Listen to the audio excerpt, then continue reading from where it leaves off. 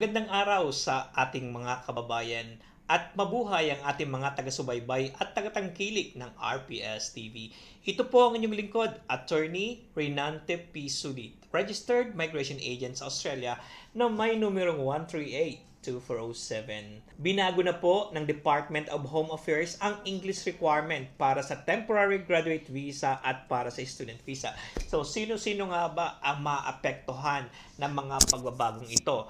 Makikita natin na ang pagbabagong ginawa ng Department of Home Affairs sa English requirement ng temporary graduate visa ay itinaas ito simula sa 6 to 6.5 para sa IELTS at kinakailangan na walang mababa sa 5.5 sa lahat ng section nito: reading, writing, listening, at speaking. So ito po yung isa sa mga pagbabago mula March 23, 2024. Ang validity ng inyong English requirement ay ibinaba from 3 years to 1 year. So, ang ibig sabihin nun, kinakailangan valid ang inyong English requirement ng 1 taon at ang reckoning date is immediately before the visa application is lodged. So, kinakailangan ay ating suriing mabuti kung valid pa ba ang ating English requirement, maging ito man ay IELTS, Pearson Test of English, Cambridge, TOEFL, at iba pang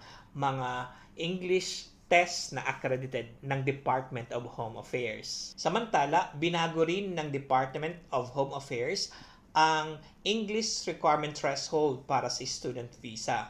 Kinakailangan ipakita ng mga student visa applicants na mayroon silang Band 6 sa IELTS or its equivalent, maging ito man ay Pearson Test of English, Cambridge, or iba't iba pang mga English test na accredited ng Department of Home Affairs.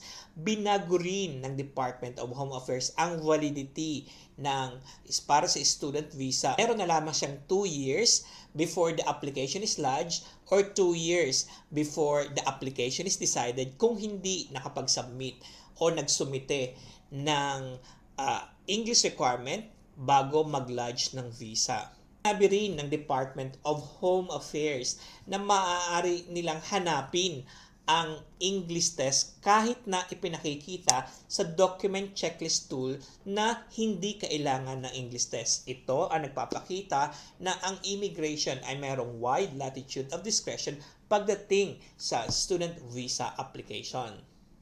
Makikita rin sa website ng Department of Home Affairs ang iba't ibang mga band scores na kinakailangan sa ELICOS o sa mga foundation studies. Kaya naman po, patuloy na tumutok sa RPS TV upang tayo ay maging updated sa Australian immigration. Kay RPS, sulit ang visa mo.